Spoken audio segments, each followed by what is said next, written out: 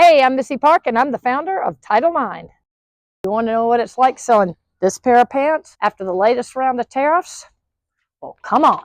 This pant, last week, it cost you $100. After we made it, sold it, and shipped it to you, we earned $2 of net profit, and that's good math.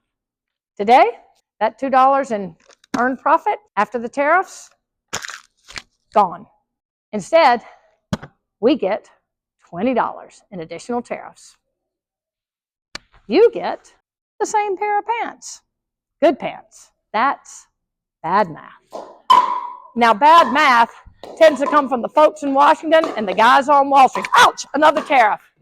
But we're women-owned and operated, and we know good math.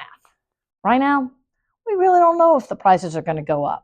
But one thing you can count on is that we're scrambling to make the math work for you and for us and for our whole community of suppliers. Tariffs to be damned. We're still making pants worth every penny, and let's all keep doing good math.